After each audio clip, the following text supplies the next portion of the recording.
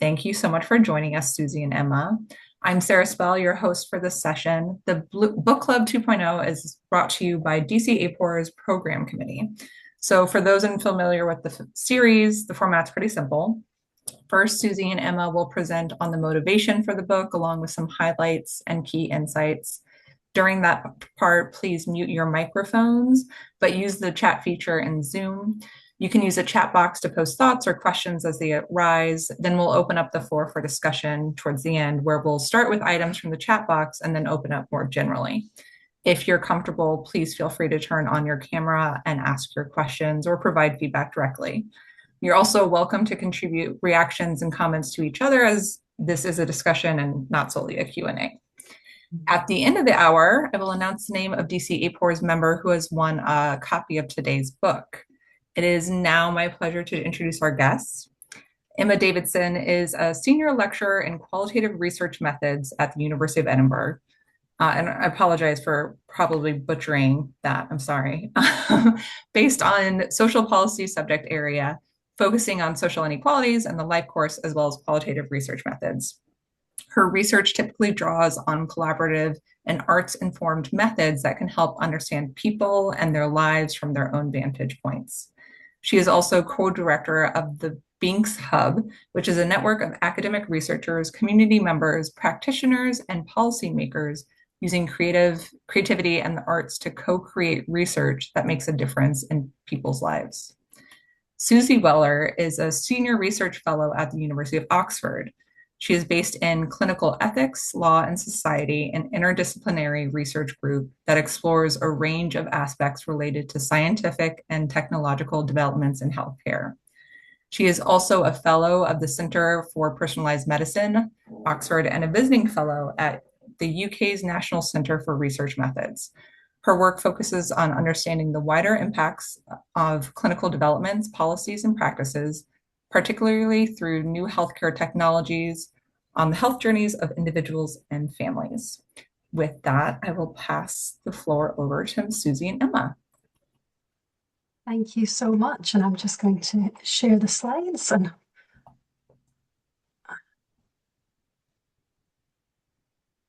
can people see the slides? Yes, yeah. Looks good. Fantastic, fantastic. Thank you so much for that lovely introduction, Sarah. That was wonderful. Yeah, this is the cover of our book on the first slide. And this is a project that Susie and I and colleagues, and I'll come on to that in our next slide. We've been working on this project for how long, Susie? When did we start this? It's, beginning 10 years ago now, which is unbelievable, really. But yeah, 10 years. It feels like a long haul, and the culmination of this project, which was funded by the National Centre for Research Methods in the UK, the culmination of it is the book. And the book project team, involves, who can't be here tonight, Professor Rosalind Edwards at the University of Southampton and Professor Lynn Jimison from the University of Edinburgh. So just a shout out to them. We will share the slides and we've got lots of resources that we can share with you afterwards. But we thought a couple of things. Well, first of all, I would say that just our reflections are based on a UK context, right? So some of the things that we're talking about in terms of transformations within the qualitative research is coming from our perspective. So it would be super in the discussion to hear whether the same processes and shifts are happening with you guys as well. And we also thought it would be good to start off with just finding out a little bit about you and who's in the room. So we have a poll, which I think Susie is going to generate some kind of word cloud. Is this right? Yeah, should do, hopefully. Yeah. So do people just scan there should be, you should be able to see a QR code on your screen. And I think, Susie, I can't see the chat or any of you at all now. I'm sharing my screen. So I think you're sharing something in the chat as well. Yeah, there's the link. If you can either access it via the QR code or a link in the chat. And it's just really a kind of simple word cloud to kind of ascertain what you think Big Qual means to you. So we just thought we'd start off with something a bit interactive to begin with. Shall I stop sharing? How will you share the word cloud image, Susie? Will you do that? Yeah, shall I do that at the end when you Do that. can We'll do share that. We'll both of come those back at to the it at the end? end. Okay, that's fine. So we'll just give you a few seconds just to think about what big qual means to you. And if you don't know what it is, you've never heard the term, please put that into the word cloud. But what ideas, themes, words, concepts, possibilities and opportunities might come on challenges, might come up when you think about the term big qual in relation to your work. That'd be wonderful. And we'll share the word cloud at the end. Um,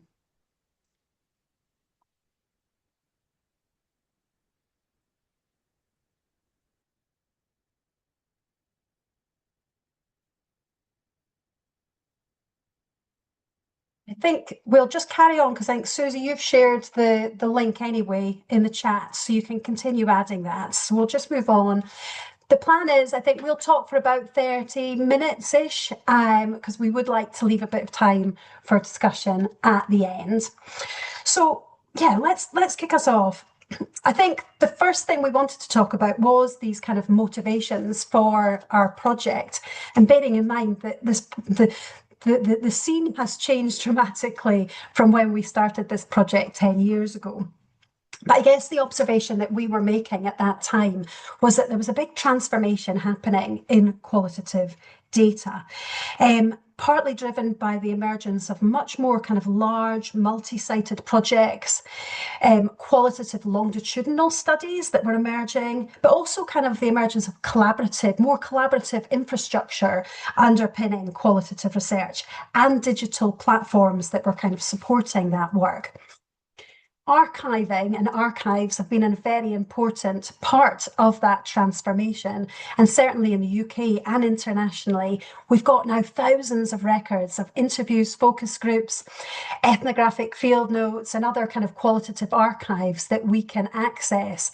And they give us the opportunity to reanalyze that data in ways that just isn't possible in the context of the original first study. So there's a huge opportunity there.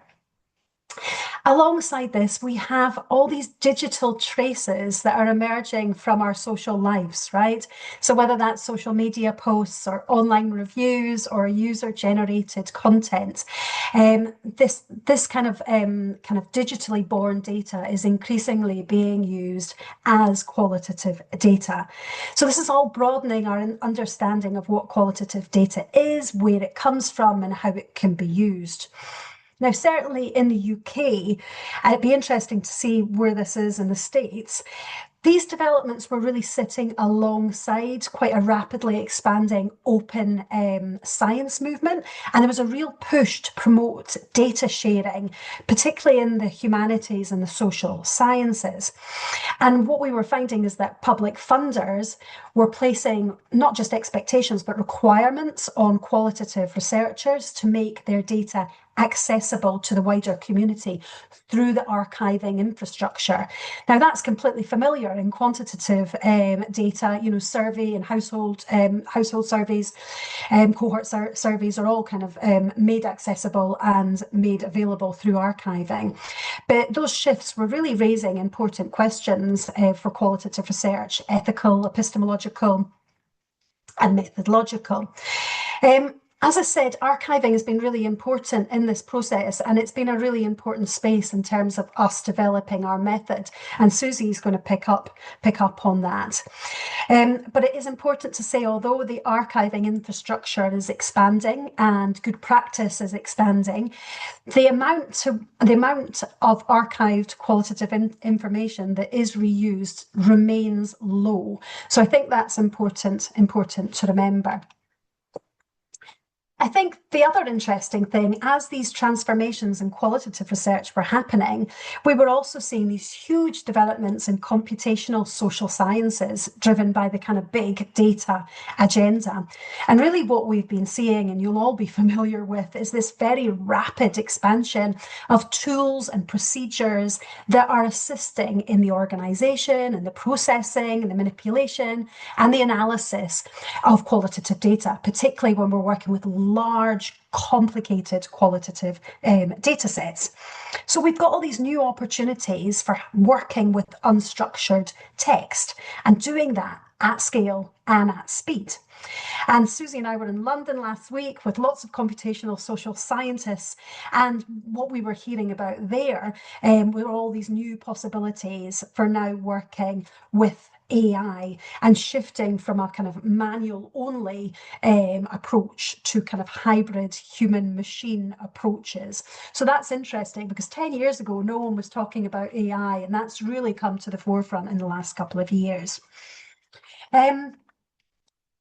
So I think the other question that people ask us when we were doing the research is, well, what exactly is big qual? Oh, I think I maybe missed a slide here, but just to kind of pick up on the fact that, yeah, we've got this computational data, but it does introduce complications, right? Computational tools often prioritize perhaps more quantitative values. They can process text really rapidly, which is brilliant. But I think one of the concerns when we were thinking about this, and one of our motivations for doing the project, was our concern that computational methods, and this, I'll just go back, this kind of computational turn, was losing sight of the things that were really important about qualitative research. So things like context, subjectivity, reflexivity, and kind of deep interpretive understanding. So I think that is where big qual becomes really, really important. It's not about allowing computation to transform qualitative research or scaling up the existing kind of methods that we have.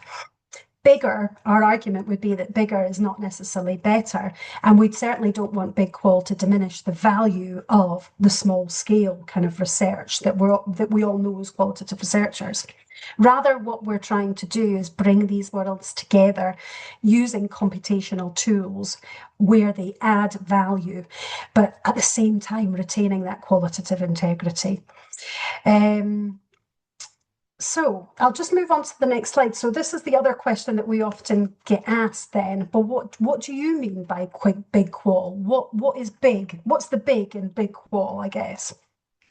And I suppose in practice, our argument would be that big qual is less about a fixed threshold and more about how we work with scale while maintaining that qualitative integrity. Some people have put thresholds on it. So there's a piece by Brower et al., and they are defining big qual as containing sets of data from at least 100 participants analysed by teams of researchers, either as a standalone or in conjunction with a large quantitative survey. The definition I think that we plumped on, kind of landed on, was that our idea was that the approach involves engaging with an amount of data that would be too challenging for a single researcher or a small team to handle with qualitative integrity. But again, importantly, what we want to do is we want to combine that qualitative text analysis, the breadth, with the more traditional qualitative approach, that's the depth. So we want to be able to use these techniques, but preserve interpretative insight. So why do we actually need this? I think, yeah, we've covered this. This is the kind of the big why. I think there are still evidence hierarchies. They're very persistent. They're very difficult to shift. We have a very emerging kind of lived experience agenda in the UK that's emerging, kind of community-led and participatory research, big buzzwords in the UK kind of research agenda.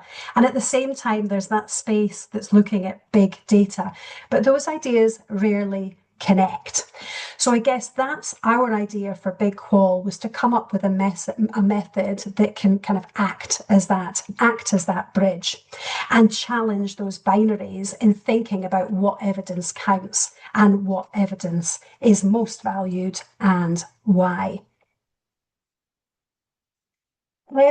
In terms of the gains, we've been thinking a lot about what the gains of Big Qual might be, because we're very conscious that we don't want to be saying that small studies no longer have importance, right? That's absolutely not what we're saying, but rather what we're saying is that these are new and alternative opportunities that can come from working with large amounts of qualitative data. And by kind of large amounts, that could be longitudinal qualitative data, it could be primary data, it could be secondary data, it could be single study, it could be multiple studies brought together.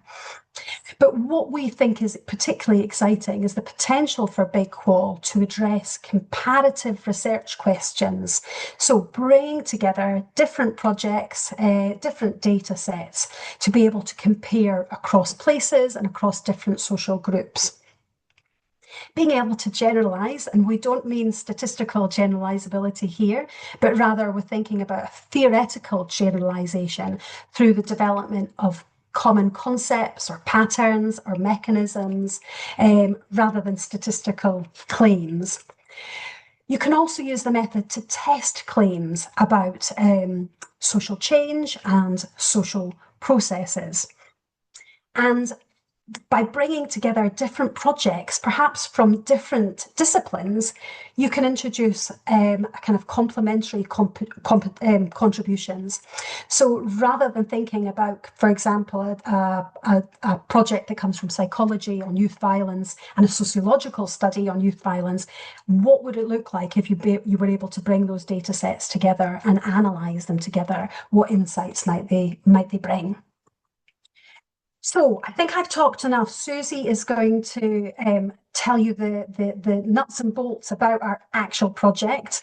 And then I will come back at the end to talk about some possible opportunities and challenges. So Susie, I'm going to pass over to you. Just let me know when you need me to change the slide, okay?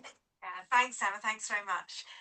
So as Emma mentioned earlier, this was a project funded by the UK's National Centre for Research Methods, and our kind of very broad kind of working title was the fact that we wanted to work across qualitative longitudinal studies, and we were given our kind of each of our substantive interests. We were doing this through the lens of care and intimacy. And we really wanted to kind of explore the viability of conducting secondary data analysis across multiple qualitative data sets, and also to kind of think about developing a step-by-step process that researchers could apply flexibly, whatever the theoretical logic, whatever your kind of topic is, or whatever the nature of the qualitative data is. And quite a few members of the team had been involved in the Timescape study, which was the first large-scale qualitative longitudinal study to be funded in the UK by the Economic and Social Research Council, so one of the big kind of public funders. And this sort of large-scale project comprised 7 data sets looking at kind of changing relationships and identities at different phases in the life course. And this is kind of the material that we use to work with to try and develop this this new method. Next slide. I think there's a title slide, Emma, and then the main slide. So yeah, next one. Thank you. So I thought it'd be useful to provide an overview and then go into each of the steps in a little bit more detail, just to give you a sense of the process. So I guess when I was described this in presentations, it makes it sound like we just managed to come up with this. But as Emma's already indicated, it was a number of years of developing and refining and working with colleagues who'd generated the original data sets, with other people who might use it, with research methods educators. So this very kind of long process of developing this method. But as we were developing it, we started to realise that the process was much like that undertaken by a field archaeologist. So kind of we found this, the idea of using a methodological archaeological metaphor really helped us to think and work extensively and intensively to identify and excavate meaning. So sort of to give you an overview then, you start with step 1, which is this aerial survey of the data landscape. And this is where you're trying to locate data sets of a suitable quality and fit. In the second step, you undertake kind of what's like a geophysical survey, using the text mining tools, the computational tools and processes that Emma mentioned, to try and get a sense of the breadth of the data landscape and start to identify places in that data landscape where you might want to dig deeper, because they seem to appear relevant to your research topic or questions. And then the third step focuses on test pit sampling. So looking at the outcomes of this geophysical survey and kind of digging some little kind of test bits, doing some cursory reading to see if there's any material of interest. And then the final step involves deep excavation, so sampling and exploring cases using more conventional qualitative methods. And this is very much an iterative process, working back and forth between these different steps. Thanks, Emma. Thank you. So just to give you a little bit more detail about step one there. So this is the aerial survey, and this is an inquiry-led overview of potential sources of data. So again, it's likened to this archaeological aerial survey, flying across the data landscape to conduct some reconnaissance. And the goal is just to gain a broad view of that data landscape, spotting features of interest either within particular subsets of data or data sets that might be of interest. So you're looking really whether those data sets are of an appropriate nature, quality and fit. So you could search through local or national dataset repositories. So in the UK, we have things like the UK Data Archive. We were working with, as I say, the Timescape study, and all of that material was put into a purpose-built qualitative longitudinal archive housed at the University of Leeds in the UK. You could look at bringing together material from different projects with a similar foci or working across kind of a multi-sited programme as well. And I'll give you some examples of that later. And so as part of identifying data sets that might be of relevance, you start to look at the project meta-narratives and the metadata to determine their suitability. And the idea is that when you've kind of identified data sets or part data sets of use, you pull these and construct a corpus, so kind of bring them all together. Thanks, Emma.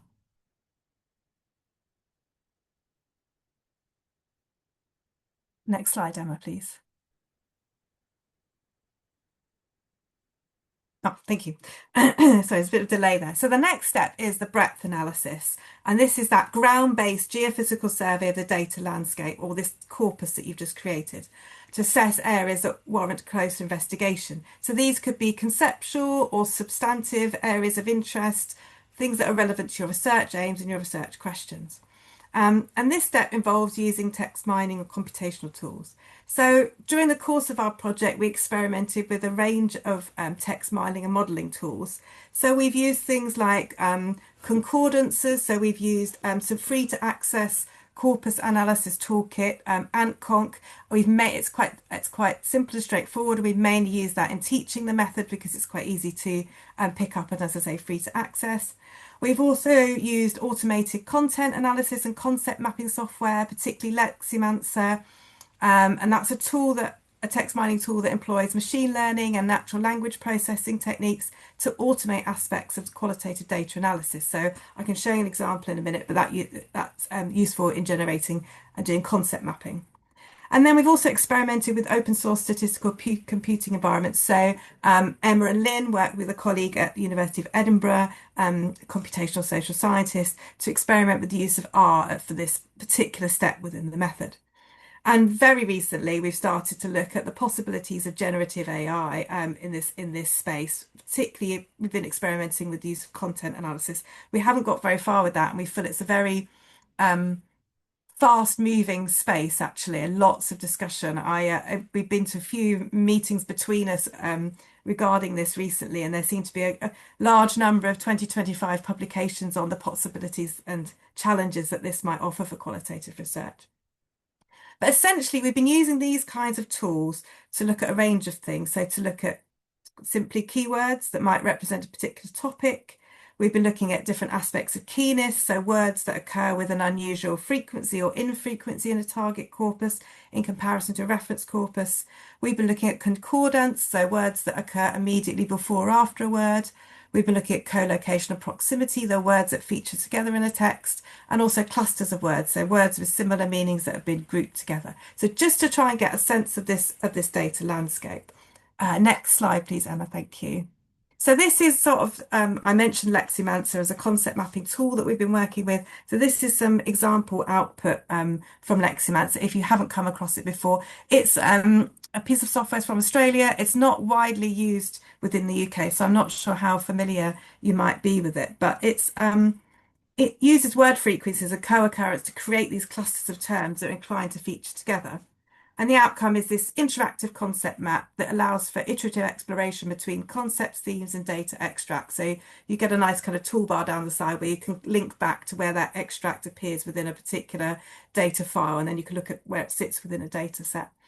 And essentially, the key concepts feature as words, and then these are clustered into these color-coded themes. So the hotter colors are seen to be the more salient themes, and the cooler colors are the least salient.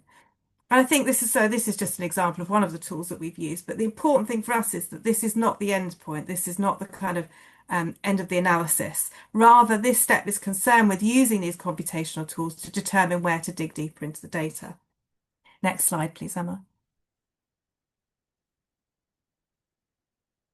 Thank you. And then so this third step is preliminary analysis, or that likened to kind of digging shallow test bits deep enough into the data to show whether there's material of relevance. So this is like digging below the subsurface just enough to identify material that you're going to take forward for step 4. So these extracts are kind of identified from the concepts and themes from that geophysical surveying. And it involves just a cursory reading of the short extracts. And I think that was particularly, well, I found that particularly hard as a qualitative researcher, not to really want to get immersed in everything, but to really just to use this as almost a sifting process to see whether the material is of relevance. And it usually involves looking kind of at the data, at the text that comes before or after that extract to get a sense of the meaning and the context in which that keyword or concept was used. And this will help determine whether the extract is of relevance to research questions and interests, and whether you wish to take it forward to the next step. Next slide, please, Emma. So this is just an example from Leximancer. So you can view this alongside the concept map. So here you can see the extract that's been identified. You can explore the text before and after it to see if it kind of means the same. It means what you imagine it means from just exploring that extract. And also you can see it connects you back to the data file from which this extract comes, and also the kind of data set from where it comes. Thanks, Emma. Next slide, please. And so then you move on to this deep excavation. So kind of using approaches that many qualitative researchers will be much more familiar with. So kind of those interpretive analysis, you might use narrative, thematic, or discourse analysis with a sample of cases. So depending on the approach employed, data may be reorganized, reordered, and to explore, identify, and interpret patterns, meanings, and processes and the relationships between them. So the approach you select will depend on your epistemological stance, the theoretical framework guiding your work, your substantive interests and your research questions, along with probably just the practicalities of how the data is configured. And, you might find that kind of whilst doing this deep excavation, that other areas of relevance come to light. So you might want to go back to that geophysical surveying of step 2 and have another look at that kind of overview of the data landscape to see if there are other places to dig deeper into the data. So it's very much an iterative process back and forth between these steps and between the breadth and the depth. Next slide, please, Emma. Thank you. I don't have a massive amount of time today, but I thought it'd be kind of useful just to tell you a little bit about some of the ways in which we've used this method so far. So the first was a piece of analysis that was commissioned by the Lancet. So the Lancet wanted to do some work on young people's food choices in transition, and they were really interested in having large-scale qualitative data analysis as well as quant data analysis. So we did some work and we pulled data from 650 participants, as that included young people and parents and carers.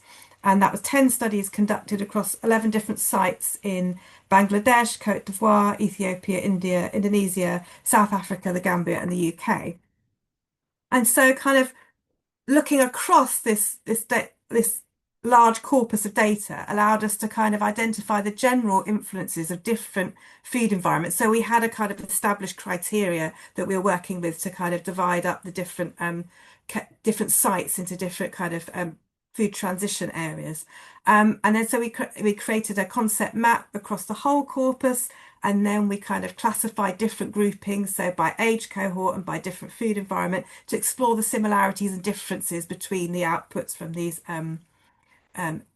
concept maps, and then conducted some thematic analysis on the extracts.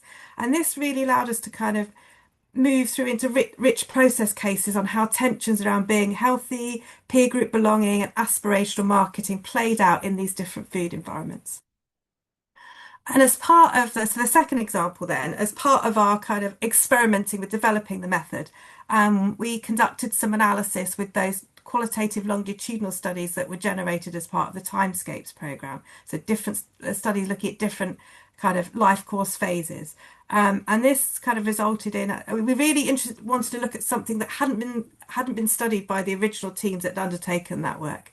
So we merged data sets from the 6 projects. So that was 356 longitudinal qualitative interviews with 150 people. And we looked at different ways in which people from different age cohorts and genders talked about moving home, with a focus on kind of moving home and the salience of that across the life course. And then I just thought I'd give an example of current project to finish my bit off with. It's just starting, so there's not a huge amount to say yet, but I'm starting to work with 13 data sets. And these are interviews with patients and families that have had genomic testing for a rare condition or a cancer. And often, these original data sets often focus on a particular patient group or with a particular health condition or cohort. And so we're bringing those together to look at what the systemic care and support experiences and needs are across the whole corpus. And then because these projects span the last 20 years, we're going to map that onto the kind of economic, social and health policy landscape to look at some differences over time. And then we'll do some kind of examine a selection of cases that illustrate the diversity of experience across those different kind of policy eras.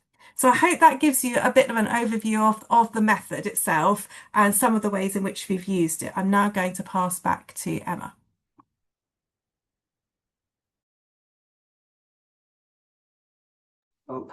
Thanks so much, Susie. I'm just going to finish up by kind of helping us reflect on some of the possibilities and also some of the kind of challenges and considerations that are coming about from this new method. And we'd love to chat about these with you. So I think hopefully what we've demonstrated is that this is a technique for working with qualitative data in a new way. So by creating new assemblages. And I think our view is that it holds a lot of potential, particularly for social policy research and public policy research. Some of the training we've done recently with government agencies who have been telling us about, we've got these very large volumes of qualitative data, often collected over time, but they don't know what to do with them. So the method kind of really introducing a possibility for them to look at change over time. I think Susie picked up on the idea of, the method being able to introduce greater diversity of participants and cases and enabling us to work at a scale that's just not possible for a single study. And that ability to draw these theoretical generalizations about practice and about what works in different kind of social policy areas. And I think, we've picked up on this already, but that opportunity to really explore different kinds of evidence. So ours is a kind of mixed method, right? But what we are really trying to demonstrate is that we are trying to shift that methodological incompatibility. So we are working at a methodological borderline here. Neither type of method is better than the other. They are working in dialogue. They are working in conversation.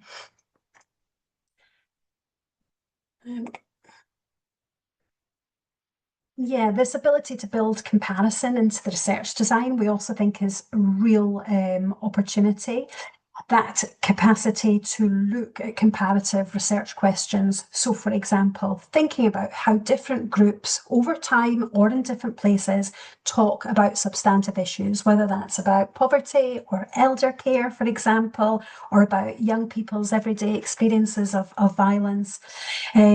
Thinking about change over time, but kind of also thinking about how people describe giving, receiving, and brokering care, including their reflections and understandings and reflections. So some of the more qualitative questions combined with that comparative analysis. There are considerations, I think, for both researchers and for the kind of method more generally. If we're working with archives or if we're trying to kind of combine existing data sets, we are limited by the data that is available to us. So you might find you go into the archive, you've got a great idea, but simply the information on that substantive area just doesn't exist, or you know that this data exists within a third sector or with an NGO or a third sector organisation, or you talk to your government agency and they say, oh, we've got this fantastic data set, but actually it's simply not accessible due to kind of ethical reasons, for storage reasons or whatever. I think what's also important to say is that it's definitely not a quick fix. So I think there's a temptation, certainly with that big data paradigm, is that the benefits of some of these computational methods is that you get answers really quickly. We would really emphasize the fact that big qual is not a quick fix. The design can be complex and time consuming, particularly if you are having to kind of engage in that iterative process where you're going back and forward between the two stages. And I think we've kind of alluded to this, but as I say, we're trying to get people to step out of methodological borderlines, including ourselves, and that is really, really challenging. We have had the joy of working with colleagues who are skilled in using R, for example. So it doesn't necessarily mean that as qualitative researchers, we have to go off and learn how to do kind of computational data sciences. Rather, what we're saying is that it is an opportunity to extend more collaborative working, greater partnership working across these borderlines. There are ethical considerations which I've kind of pointed to already. That focus on big qual certainly should not devalue or undermine other forms of qualitative research, and definitely not thinking that bigger is better. And there are ethical dilemmas arising when you link or combine multiple data sets that originally weren't meant to be together. So if you want to combine a data set that's held by an NGO with your own primary data, there's going to be a lot of thinking that's involved in that around consent, around of kind of the risks and ethics around data linkage and the potential loss of contextual detail. So if you have to kind of embargo certain data when you bring it together. So it just really needs careful thought and attention, which again can add to your time issue. I just wanted to have a kind of slide generally on kind of political considerations, and it really does relate to this question of data hierarchies. It'd be great to hear your views on this, but certainly, although we are talking a lot more about lived experience and community-led research in the UK, I think data hierarchies in a political setting are really difficult to challenge. And there are particular ideas about what constitutes big data, and that is often quantitative large-scale surveys. I think it's also the reality that policymakers and politicians lack time, and there's concern that they might just simply fall back onto what we might call irrational ways of understanding policy problems. So going back to those emotions and habits and deeply held beliefs. So I think there's work to be done, and the question is there capacity through the big qual method to start to challenge some of those data hierarchies, start to challenge this idea about what value we give to what kinds of evidence? And finally, we've picked up on AI. As Susie says, we're trying to do a lot more work in that space. I think our stance is that AI should not be replacing or certainly transforming qualitative research. Indeed, I think it's the other way around. Our view is that we need to be using qualitative sensibilities and integrity to enrich computational approaches. So thinking about interpretation and reflexivity and context and positionality is really crucial, particularly in that kind of AI environment. And generally, in terms of data futures, we want to support a methodological pluralism and challenge what are often quite stubborn boundaries. So moving forward, and these are some final slides and some questions really to pass over to you. Practicing pluralism, that consideration of how to improve meaningful collaboration and partnership working. How do we do this, particularly when resources and funding is so tight? How can we cultivate those opportunities for greater crossover? Training is incredibly important. We think, we can only stand to gain if we learn each other's craft. But, again, how can we create spaces to do that? We need to defend all forms of qualitative research. And, I think our stance would be that Big Qual is just one. It's a new one, but it's just one tool in the box. And we've got to kind of defend those other ways of thinking. And promote how can qualitative research, so we typo there, how qualitative research can add value to computational social sciences. It'd be great to hear your views on that also. So I think, is this another poll, Susie? What do we need to take forward Big Qual? Is this just an open response? So it's multiple choice, and you can select as many as you like. We'd just be really interested in your views, and so you can either use a QR code or I've put a link in the chat, and hopefully that will work. And it'd be interesting to see what you think. Thanks, Susie. So yeah, we'll just give you a few seconds to fill that in, and we'll share it with you. On the slides at the end, just to say, we have developed a resource hub for our project, which has all our kind of outputs from our project, but it also has many contributions from other people who are working in this space, who are sharing their methods and their projects. So there's lots there to get your teeth into. We also created a data set that's based on the Timescapes archive, which if you register for the Timescapes archive, you can use it for kind of teaching and training purposes. So that might be of interest to some of you also. So I think, so there it is. We'll share the slides. That's the link to the Resource Hub. We have a podcast as well. So various things that we can share with you afterwards, and some references too. So I think that's us, and that gives us a good 15 minutes for chatting. So I'm just going to stop sharing now. Thanks, Sarah. Big thank you to you two. So I don't see anything in the chat, so I'm going to take this time to ask my own questions. And you've already alluded to this idea of like, this is really seemingly more like a mixed method or approach. And I wanted to get your sense of what has been maybe the reactions by both traditional qualitative researcher. By the way, I really appreciated all the cartoons you had of, in the past, we've only had small data, and then also quantitative researchers. So do you want to say?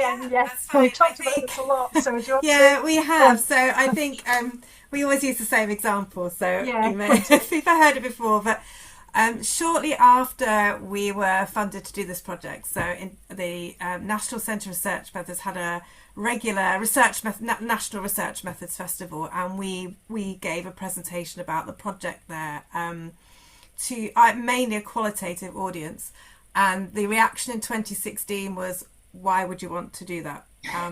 Which I was to ask, and I think that really helped us, because it really helped us ask those questions of ourselves and of each other as well, I think. And a lot's happened in that time. Emma's spoken about the kind of development in possibilities, the onus on researchers, certainly in the UK, to make data available, to share it.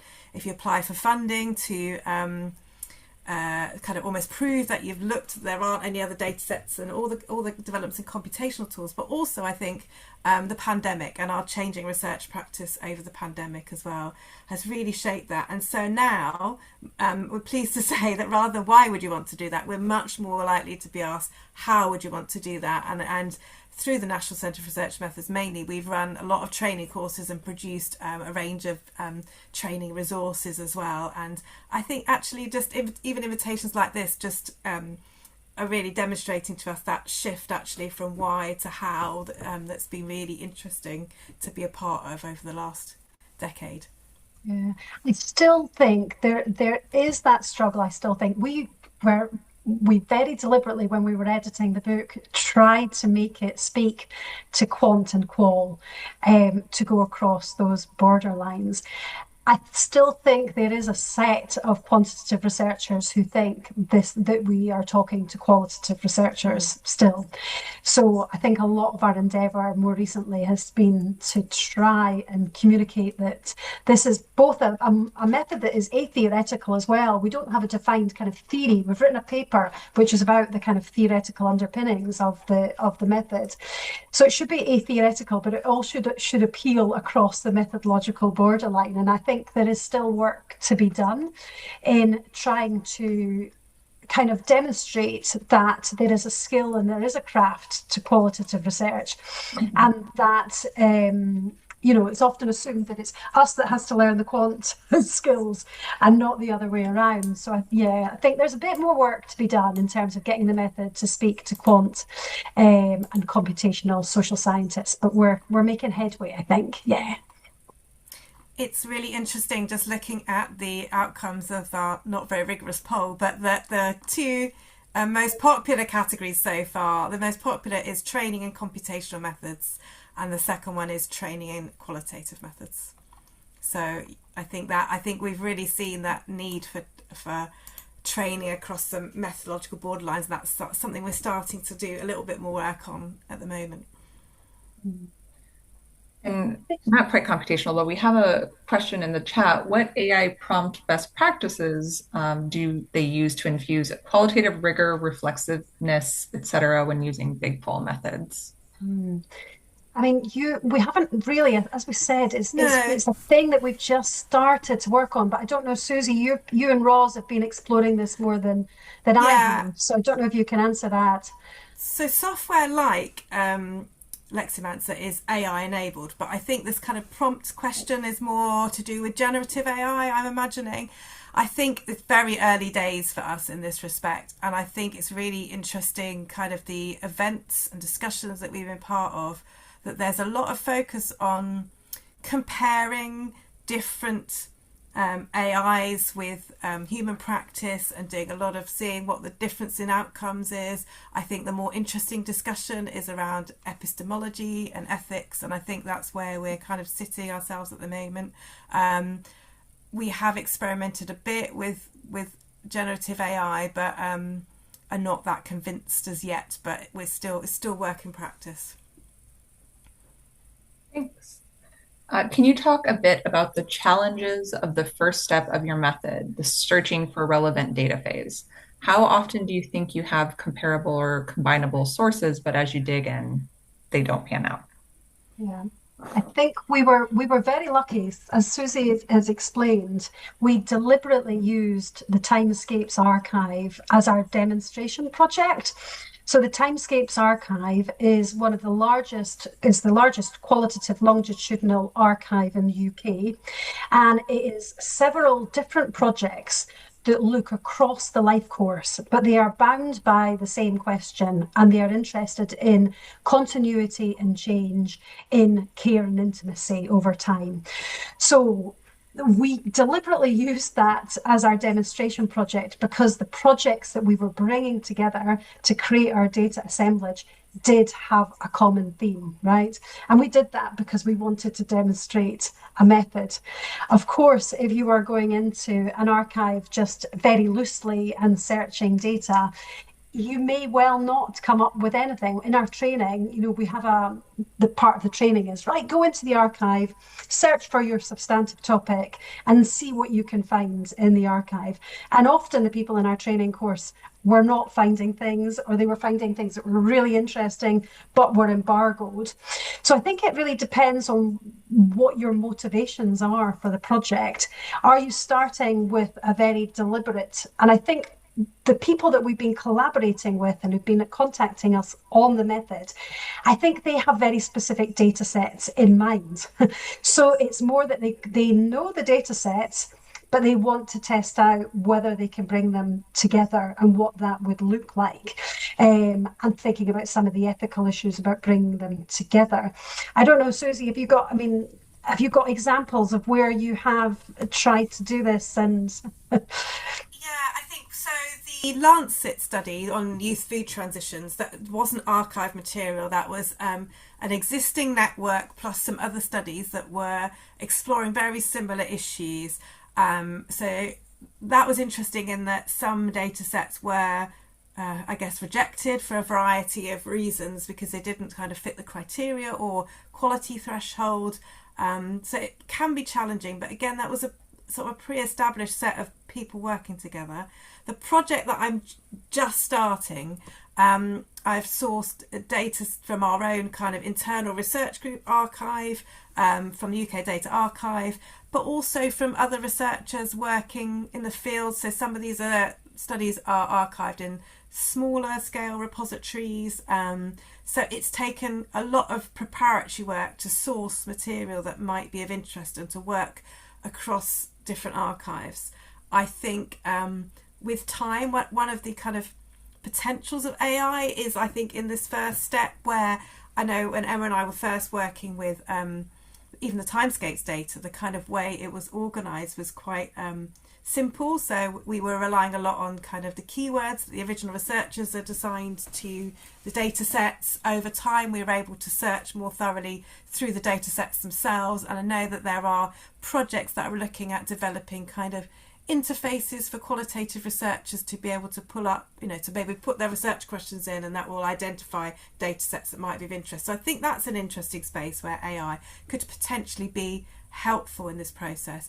But we're also really aware that there are geographical disparities in what in existing data sets that are available to reuse. We're kind of lucky to have the UK Data Archive. It's underused in terms of reuse of qualitative data, but we've spoken to colleagues in other sort of geographical contexts who can't even get at data. It's not possible to even access data to reuse it, or it's there aren't any kind of repositories. So there's big differences in the infrastructure, I think. Great. Are inferences from Big Qual reproducible? That is, if separate research groups use largely the same techniques, will they arrive at the same conclusions?